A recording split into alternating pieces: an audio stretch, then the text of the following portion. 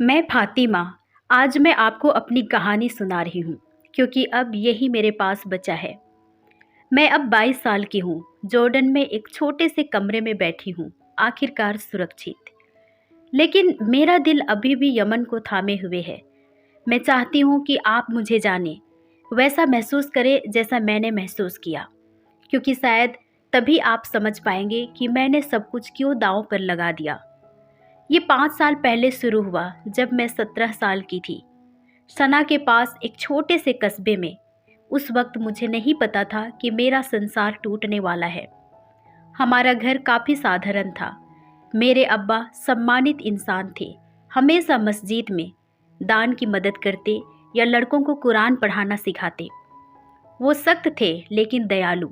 और फातिमा मेरी जान, वो कहते, तुम हमारा गर्व बढ़ाओगी।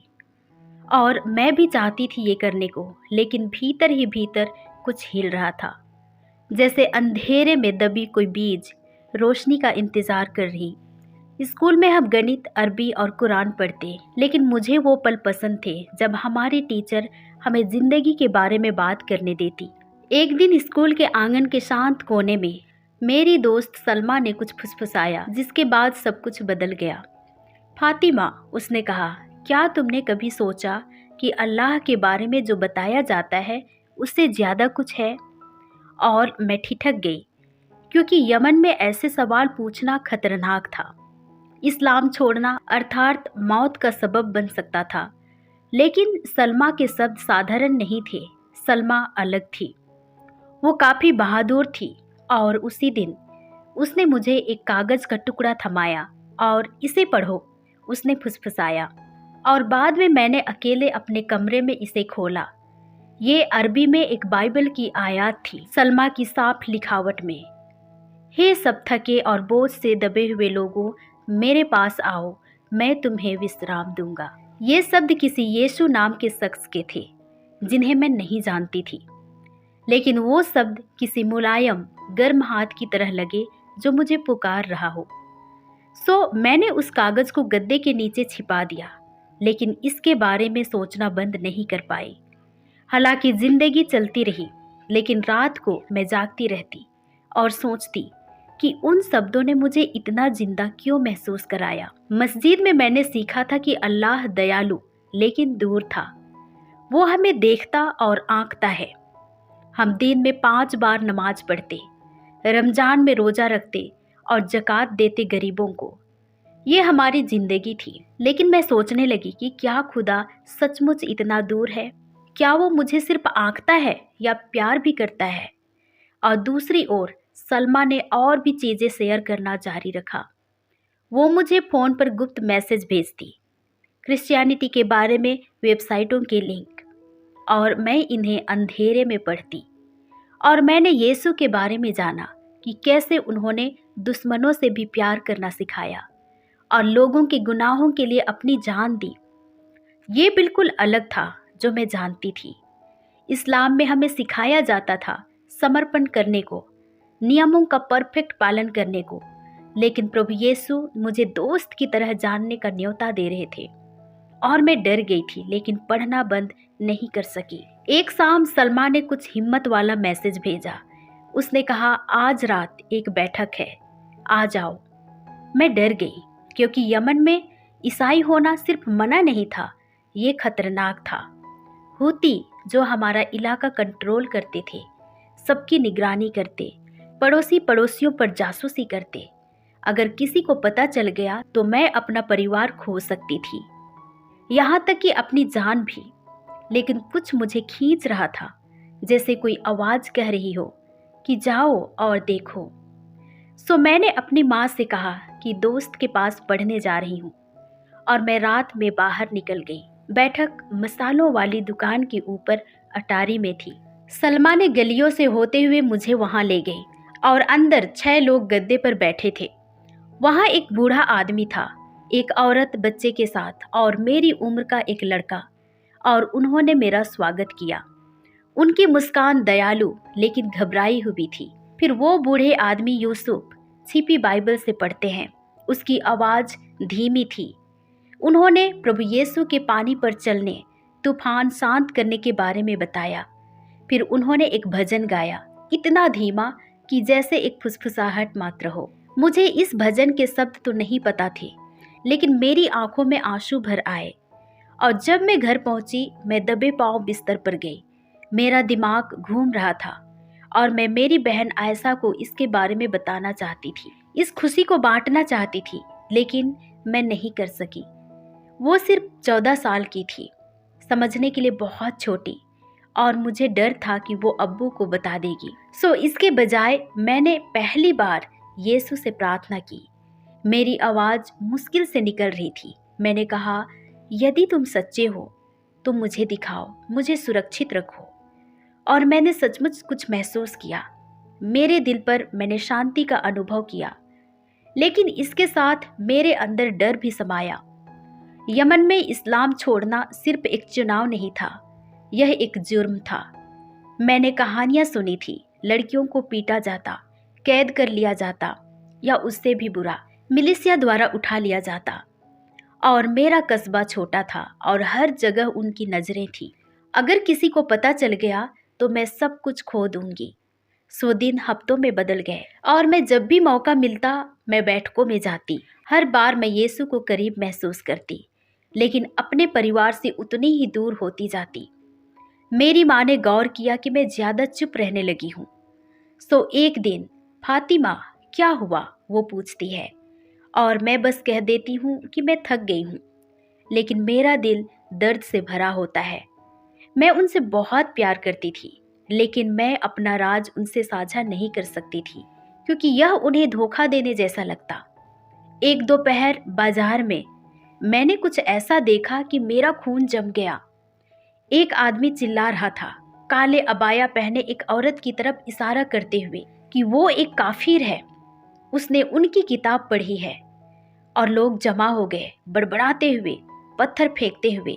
औरत का चेहरा छिपा हुआ था, लेकिन उसकी सिसकियां मुझे चीर कर रख गई। और सिपाही आए, राइफल लिए हूती मर्द उसे उठा ले गए। मैं खड़ी की खड़ी रह गई और सलमा ने मुझे एक तरफ खींचा, फुसफुसाते हुए कि यही होता है फातिमा, सावधान रहना। उस रात मुझे नींद नहीं आई। उस औरत की चीखें मेरे सिर में गूंज रही थी कि क्या यही मेरा भविष्य था। लेकिन फिर भी मैं पढ़ती रही, प्रार्थना करती रही। बाइबल ऐप मेरी जीवन रेखा बन गई। मैं अपने कमरे का दरवाजा बंद कर लेती, प्यार और साहस के बारे में आयतें पढ़ती। डरो मत, क्योंकि मैं तुम्हारे साथ हूँ। मैं उस पर यकीन करना चाहती थी, लेकिन डर हमेशा वहाँ मौजूद रहता था। और मुझे महसूस होने लगा कि मैं दो इंसान हूँ। एक फातिमा जो अपने परिवार के साथ प्रार्थना करती, जो नकाब पहनती और पड़ोसियों को देखकर मुस्कुराती, और दूसरी ओर वो फातिमा जो यीशु से प्यार करती, जो एक ऐसे खुदा का सपना देखती जो उसका दिल देख सकता था। और मुझे नहीं पता था कि मैं उन्हें कब तक अलग रख पाऊंगी। एक रात मैंने एक चुनाव किया। मैं अकेली थी, सो मैं अपने बिस्तर के पास घुटनों के बल बैठ गई और मैंने प्रभु यीशु से बात की। मेरी आवाज़ कांप रही थी। और मैं आप पर विश्वास करती हूँ, मैंने कहा। आप मेरे उद्धारकर्ता हैं, मैं आपकी हूँ। और उस रात से मैं एक ऐसी लड़की थी जो खुद से बड़ा एक राज थामे हुए थी, और मैं यही मानती कि हमें कोई नहीं तोड़ सकता। लेकिन जब मेरा राज खुला तो मैंने सीखा कि प्यार झुक सकता है, मुड़ सकता है, यहाँ तक कि डर के नीचे बिखर भी सकता है। मैं आपको यह बता रही हूँ, आप चाहे जो भी हो, क्योंकि मैं चाहती हूँ कि आप जाने कि कैसे लगता था अपने विश्वास के लिए सब कुछ खो देना। 2023 में 18 साल की होने के बाद मेरी दुनिया ढह गई। यीशु को अपना दिल सौंपने के बाद के महीने रस्सी पर चलने जैसे थे। हर दिन मैं दो किरदार निभाती थी। वह खूबसूरत मुस्लिम बेटी जो अपने परिवार के साथ प्रार्थना करती, और वह छिपी हुई मसीही जो रात में अपने फ़ोन पर बाइबल पढ़ती।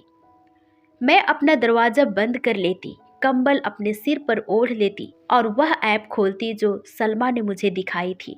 लेकिन यमन मेरे जैसे राज के लिए सही जगह नहीं थी। हूती हर जगह थे। हमारे कस्बे में उनकी चौकियाँ थी। उनकी आंखें भटके हुए किसी भी इंसान को ढूंढ रही थी। मैंने बाजार में उस औरत के साथ क्या हुआ था ये देखा था, जिसे उनकी किताब पढ़ने के लिए घसीट कर ले जाया गया। उसकी सिसकियां अभी भी मेरा पीछा करती थी, लेकिन फिर भी मैं और साहसी हो गई, शायद बहुत ज्यादा। सलमा मुझे गुप्त बैठकों के लिए बुलाती रहती, अटारी या तहखानों में, जहां हम फुसफुसाते हुए भजन गाते और प्रभु यीशु की कहानियां साझा करते। हर बार मैं उनकी उपस्थिति महसूस करती, जैसे मेरे कंधे पर एक गर्म हाथ हो, लेकिन हर बार वहां तक पहुंचना भयानक था, क्योंकि मेरी माँ ने मुझे करीब से देखना शुरू कर दिया था। फातिमा, तुम चुप क्यों हो? वह कहती। क्या तुम बीमार हो? और मैं सिर हिला देती, लेकिन अंदर ही अंदर मैं टूट रही थी। मैं चाहती थी कि उन्हें सब कुछ बता दूं, लेकिन मुझे पता था कि वो कभी भी नहीं समझ पाएंगी। और यह एक गुरुवार था। मैं अपने कमरे में थी, अपने फोन पर एक आयत पढ़ रही थी, धन्य है वे जो धर्म के लिए सताए जाते हैं।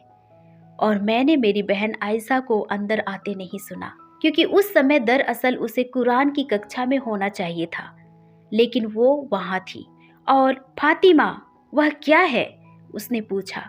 उसकी आवाज तीखी थी और मैं हड़बड़ा गई। मैंने फोन लॉक किया, लेकिन उसकी आंखें फटी की फटी रह गई। और क्या वह बाइबल है? उसने मुझसे पूछा, और मैंने उससे चुप रहने की भीख मांगी।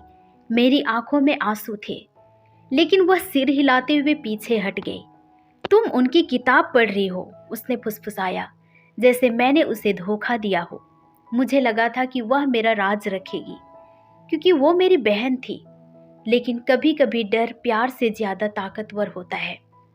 उस रात मैंने उसे रसोई में माँ के पास रोते हुए सुना। फातिमा बुरी चीजें पढ़ रही है, वह सिसक रही थी। ये सुनते ही मैं उन्हें समझाना चाहती थी, लेकिन इससे पहले कि मैं कुछ कर पाती, मेरे पिता कमरे में घुस आए। उनका चेहरा पत्थर जैसा था, आंखें जल रही थी, और मुझे अपना फोन दिखाओ, उन्होंने हुक्म दिया। जब मैंने हिचकिचाहट दिखाई तो उन्होंने मुझसे फोन छीन लिया और फर्श पर दे मारा। और काफिर, वे चिल्लाए, धर्मद्रोही। यह सब चाकू की तरह चुभा और उन्होंने मुझे जोर से थप्पड़ मारा और मैं गिर पड़ी। फिर तुमने हमें बदनाम कैसे किया? वे दहाड़े। मेरी माँ दरवाजे पर खड़ी थी, उसकी आंखों से आंसू बह रहे थे। और फातिमा, ऐसा क्यों? उन्होंने फुसफुसाया। और इसके बाद उन्होंने मुझे मेरे कमरे में बंद कर दिया और मैंने उन्हें बाहर लड़ते हुए सुना। और इन सब के दौरान आयशा मेरे पास नहीं आई। मैं अपने बिस्तर पर बैठी, अपने घुटनों को पकड़े प्रभु यीशु से प्रार्थना कर रही थी कि मेरी मदद करो, मुझे अकेला मत छोड़ो। और मैंने उनकी मौजूदगी महसूस की, लेकिन डर कहीं ज्यादा तेज था। मुझे पता था कि मेरे जैसे लड़कियों के साथ क्या हो सकता है। हमारे कस्बे में धर्म त्याग सिर्फ एक पाप नहीं था, यह एक अपराध था। और अगली सुबह मेरे पिता अंदर आए। उनका चेहरा सख्त था, लेकिन हाथ कांप रहे थे। कह दो कि तुम एक मुस्लिम हो और हम इसे ठीक कर देंगे, उन्होंने कहा। और सचमुच मैं भी उनके लिए, मेरी माँ के लिए, आयशा के लिए ऐसा करना चाहती थी। लेकिन जब मैंने अपना मुंह खोला तो शब्द बाहर नहीं आए। इसके बजाय मैंने खुद को कहते सुना कि मैं यीशु पर विश्वास करती हूँ। और ये सुनकर मेरे पिता की आंखें ऐसे फैल गई जैसे मैंने उन्हें चाकू मार दिया हो। उन्होंने मेरा हाथ पकड़ा और मुझे खींचते हुए आंगन में ले गए। और तुम मेरी बेटी नहीं हो, उन्होंने कहा, हालांकि उनकी आवाज टूट रही थी। उस दिन शाम का वक्त था। मैंने बाहर टायरों की आवाज सुनी, फिर हमारे दरवाजे पर बूटों की आहट, और हरे स्कार्फ पहने आदमी, हूती मिलिशिया के लोग अंदर घुस आए। उनकी राइफलें चमक रही थी। और वह काफिर कहाँ है? उनमें से एक ने चिल्लाया। और मेरे पिता ने मेरी तरफ इशारा किया। उनका चेहरा बिल्कुल खाली था, जैसे वे मुझे जानते ही ना हो। उन्होंने मेरे हाथ बांध दिए और मेरी आंखों पर पट्टी बांध दी, और वे मुझे बाहर खींच ले गए और मुझे एक ट्रक में फेंक दिया। और मुझे नहीं पता कि हम कितनी देर तक ट्रक में चलते रहे। मैंने चुपचाप प्रार्थना की, प्रभु यीशु मेरे साथ रहो। और अचानक ट्रक रुक गया और उन्होंने मुझे बाहर निकाला। मेरे पैर कांप रहे थे। उन्होंने आंखों से पट्टी हटाई और मैंने एक परिसर देखा। ऊंची दीवारें, जेल की तरह कंटीले तार, बंदूकों वाले आदमी हर जगह खड़े थे। उनके चेहरे सख्त थे।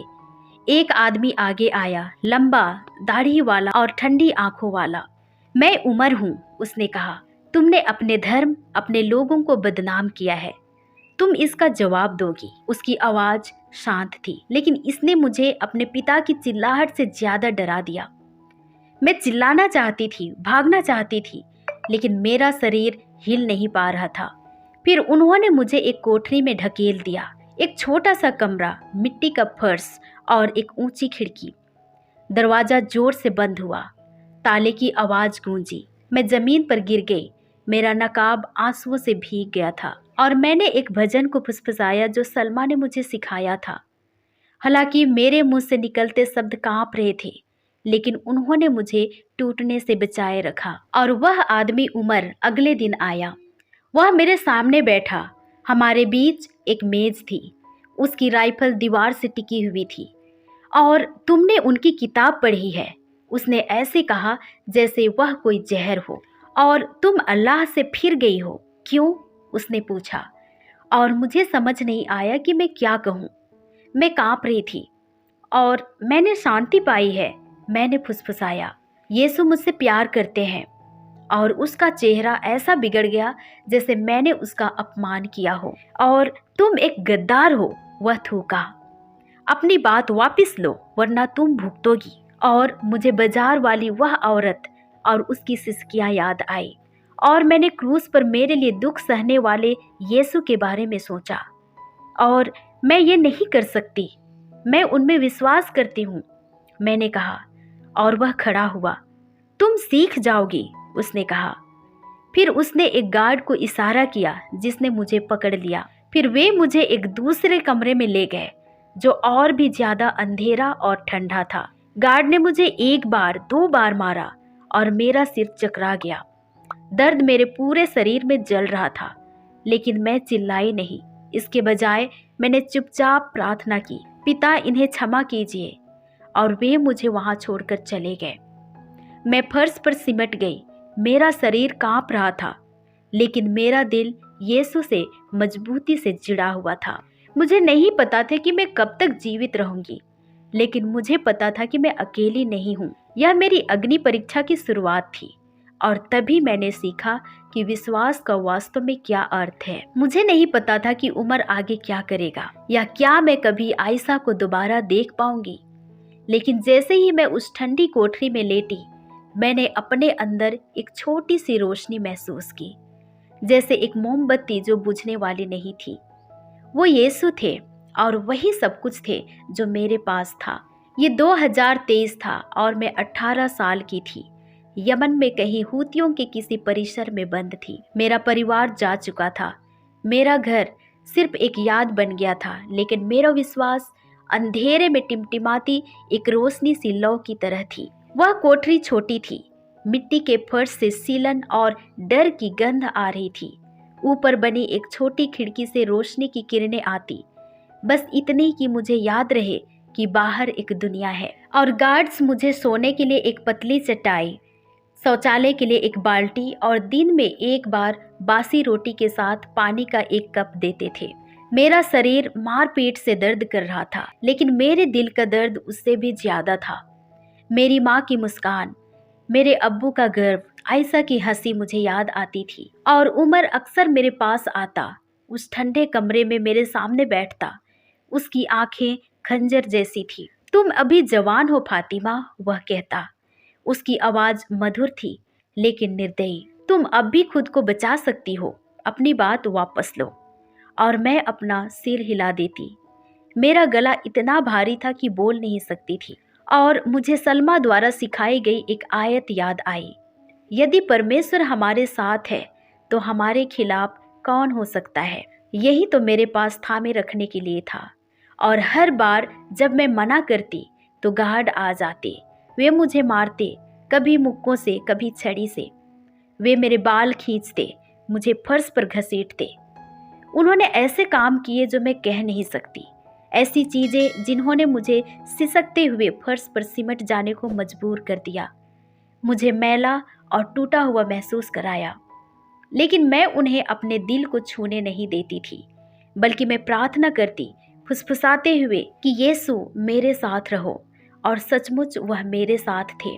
और एक दिन वे मेरे बगल वाली कोठरी में एक और कैदी को ले आए। मैंने दीवार के उस पार उसके रोने की धीमी और टूटी हुई आवाज़ सुनी। रात में जब गार्ड चले गए तो हम एक दरार के जरिए फुसफुसाकर बात करते। उसका नाम मरियम था और वह मेरी तरह ही थी, एक मसीही, एक धर्मांतरित। वह उम्र में बड़ी थी, शायद 30 साल की। उसकी आवाज़ कोमल लेकिन थकी हुई थी। और वे मेरे बच्चों को ले गए और मेरे पति ने मुझे तलाक दे दिया और हूतियों ने उसके बाद हमला किया, उसने बताया। उसके शब्दों में गहरा शोक था। उसकी कहानी ने मेरा दिल तोड़ दिया। उसने यीशु के लिए सब कुछ खो दिया था, बिल्कुल मेरी तरह। लेकिन वह नाराज नहीं थी, वह मजबूत थी। वह इसके लायक है फातिमा, वह हमारे साथ है यहाँ भी, उसने फुसफुसाया। और इस तरह मरियम उस अंधेरी जगह में मेरी रोशनी बन गई। हम रात में बातें करते जब परिसर शांत होता। उसने मुझे अपने पहले के जीवन के बारे में बताया कि कैसे वो एक टीचर थी और कैसे उसने एक गुप्त रेडियो प्रोग्राम के जरिए यीशु को पाया था। और उसने मुझे एक नया भजन सिखाया और हम उसे इतनी धीमी आवाज़ में गाते कि गार्ड्स सुन नहीं सकते थे। लेकिन गार्ड्स को हमारा बातें करना पसंद नहीं था। जब भी हम बातें करते वे दीवारों पर पीटते और चिल्लाते, चुप रहो काफिर। लेकिन हमने तरीके ढूंढ लिए थे, कोड में थपथपाना, कपड़े के टुकड़ों पर लिखकर संदेश भेजना। मरियम ने मुझे याद करने के लिए एक आयत दी, यहोवा मेरा चरवाहा है, मुझे किसी वस्तु की घटी नहीं होगी। सो जब गार्ड्स आते तो मैं इसे दोहराती और जब दर्द असहनीय हो जाता तो ऐसा लगता जैसे यीशु मेरे साथ चल रहे हों। लेकिन उमर का मेरे साथ अभी काम खत्म नहीं हुआ था। एक दिन वह मेरी कोठरी में आया। उसका चेहरा अलग था, गुस्से में नहीं बल्कि गर्व से भरा, जैसे उसने कुछ जीत लिया हो। और तुम बहुत जिद्दी हो फातिमा, उसने पास झुककर कहा, लेकिन मैं तुम्हें ठीक कर दूंगा। और उसने मुझसे कहा कि मैं उससे शादी करूंगी। ये सुनते ही मेरा पेट मड़ोर खा गया। मैं चिल्लाना चाहती थी, लड़ना चाहती थी, लेकिन मैं बहुत थक गई थी, बहुत कमज़ोर थी। और तुम मना नहीं कर सकती, उसने मुस्कुराते हुए कहा, ये अल्लाह की मर्जी है।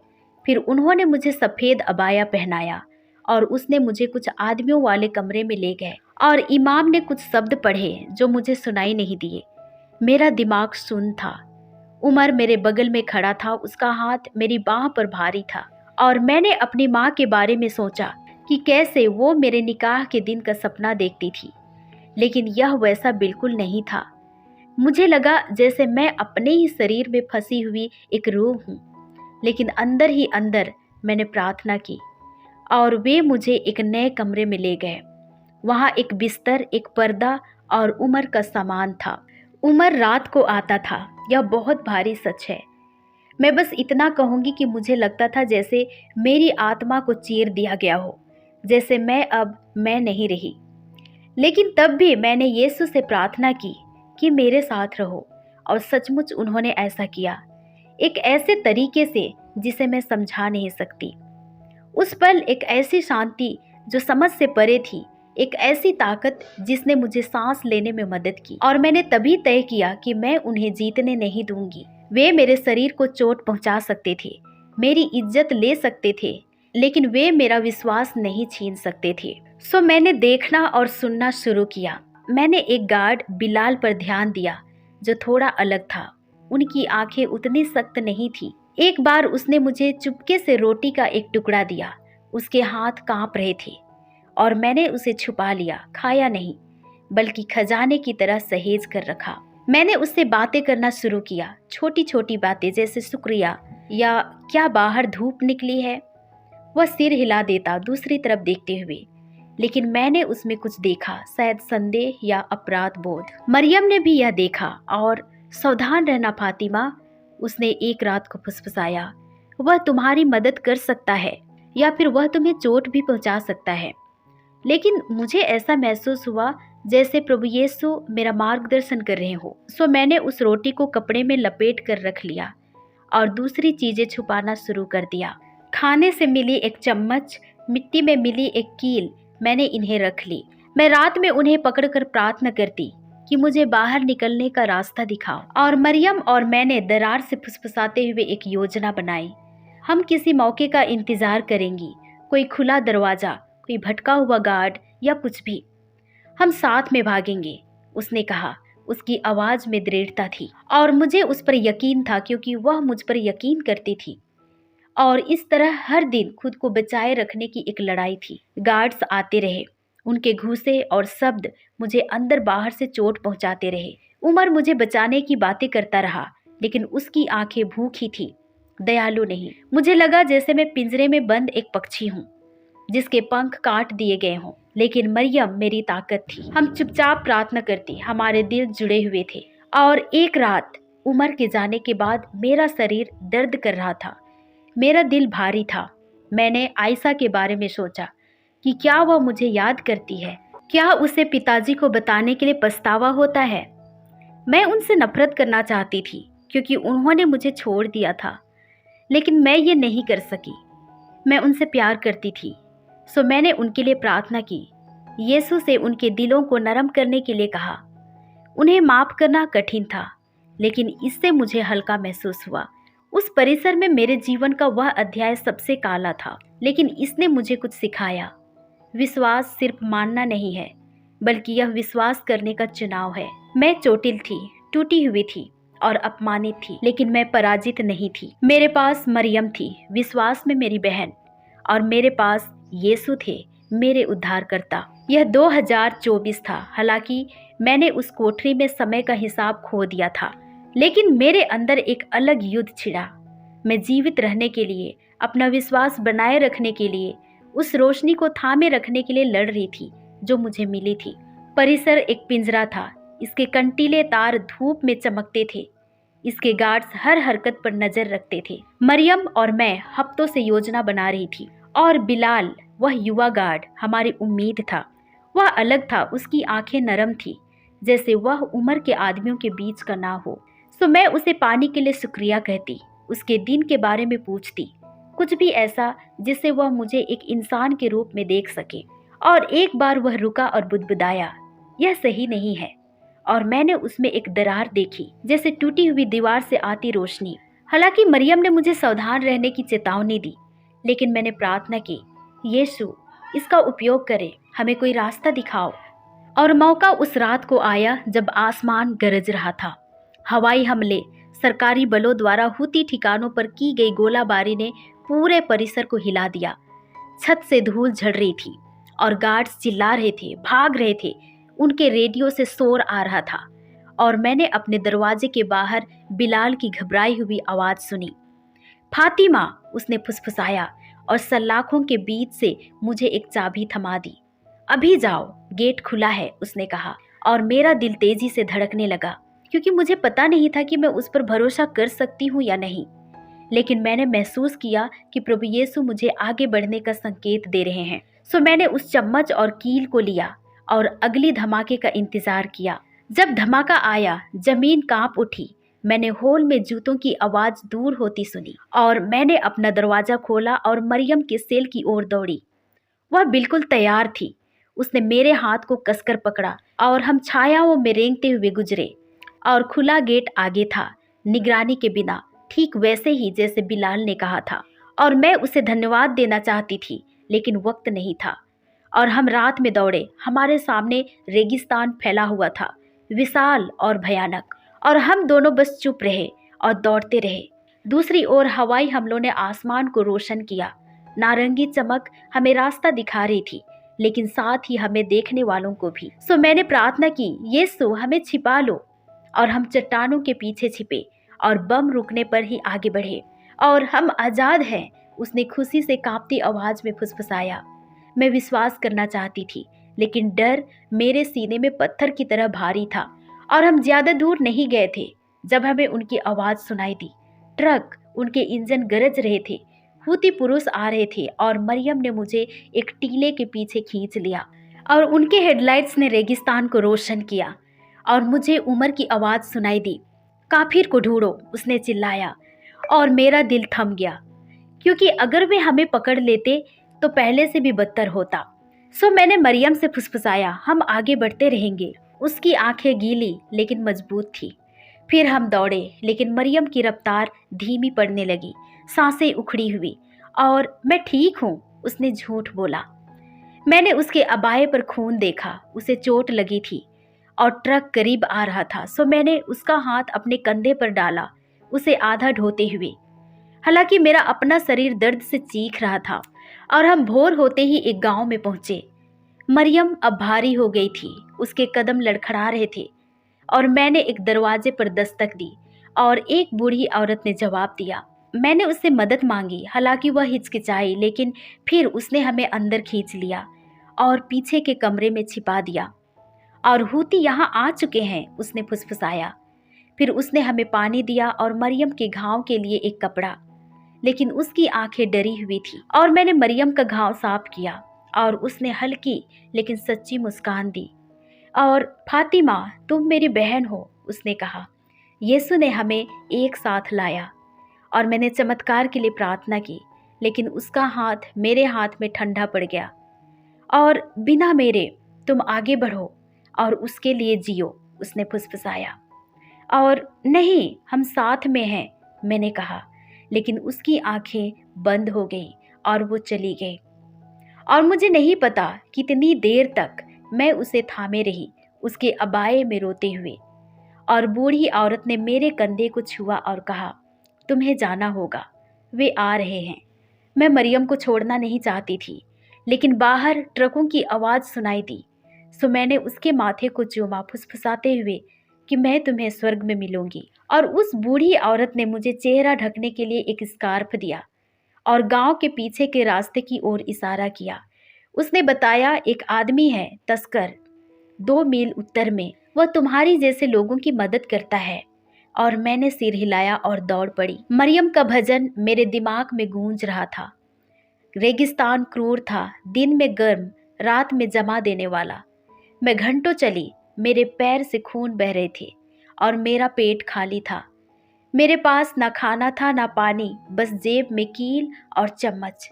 मैंने मरियम को सोचा, उसकी ताकत, उसका प्यार।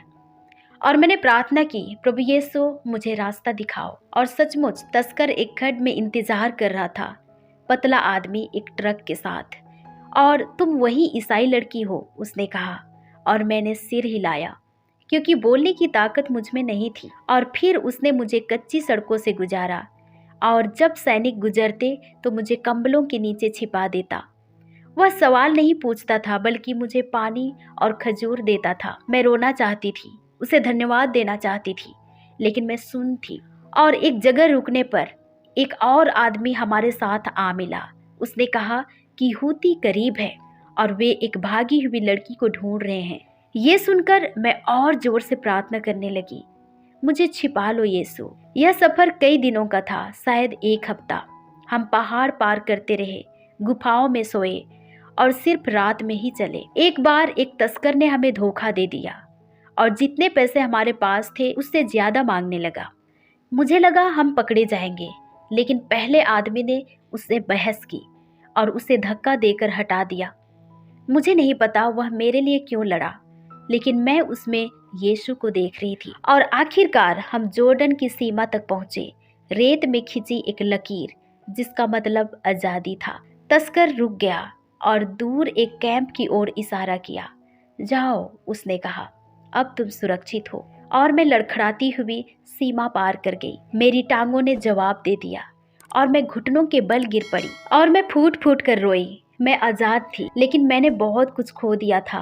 और कैंप भीड़ से भरा था, मेरे जैसे शरणार्थियों से, जिनके चेहरों पर उन कहानियों की थकान थी जिन्हें मैं कभी नहीं जान पाऊंगी। और हिजाब पहनी एक औरत ने मुझे रोटी और एक कंबल दिया।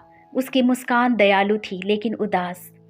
और मैंने प्रार्थना की, धन्यवाद यीशु मुझे बचाने के लिए, लेकिन मरियम को क्यों नहीं?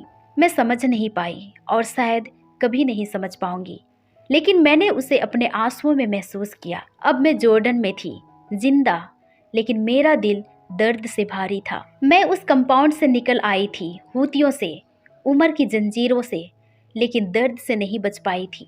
मैं आयशा के बारे में सोचती रही कि क्या वह कभी पिताजी को बताने के लिए खुद को माफ कर पाएगी। लेकिन मैं यीशु के बारे में भी सोचती थी कि कैसे वह मेरे साथ रेगिस्तान से अंधेरे से होकर चला। मैं टूटी हुई थी, लेकिन मैं उसकी थी, और आगे बढ़ते रहने के लिए इतना ही काफ़ी था। और अब मैं सुरक्षित हूँ, लेकिन सुरक्षा जख्मों को मिटा नहीं देती। मैं अपने दिल में यमन को लिए चलती हूँ। मैं मरियम को भी साथ लिए चलती हूँ, उसका भजन गाता हुआ स्वर उस अंधेरे सेल में। और मैं आपको अपनी कहानी इसलिए बता रही हूँ क्योंकि मैं चाहती हूँ कि आप जानें कि मैंने फिर से रोशनी कैसे पाई, कैसे यीशु ने मुझे थामा जब मुझे लगा कि मैं टूट जाऊंगी, और कैसे मैंने सब कुछ खो देने के बाद भी जीना सीखा। जब मैं जॉर्डन में दाखिल हुई, मैं ढह गई। मेरा शरीर खाली था, दिल बोझिल, और हाना नाम की एक औरत ने मुझे रोटी और एक कंबल दी। अब तुम सुरक्षित हो, उसने कहा। उसकी मुस्कान कोमल थी। मैं सिर हिलाई, लेकिन मुझे सुरक्षित महसूस नहीं हुआ। मैं उमर, हूतियों और उस कंपाउंड से भाग तो आई थी, लेकिन यादों से नहीं बच सकी। रात में मैं चीखते हुए जाग जाती, उमर का चेहरा दिखता, कलाइयों पर रस्सियों का एहसास होता, और मैं प्रार्थना करती, यीशु इसे मुझसे दूर कर दो। और हाना मुझे एक चर्च में ले गई, एक छोटी सी इमारत जो एक पिछली गली में छिपी थी। वहां जाने से मैं डर रही थी। कंपाउंड के बाद हर जगह मुझे जाल जैसी लगती थी, लेकिन जैसे ही मैं अंदर गई, मुझे गाना सुनाई दिया, धीमा और गर्म, जैसे वे भजन जो मरियम मुझे सिखाती थी। और पास्टर सैमी ने वहां हमारा स्वागत किया, और धीरे धीरे चर्च मेरा परिवार बन गया।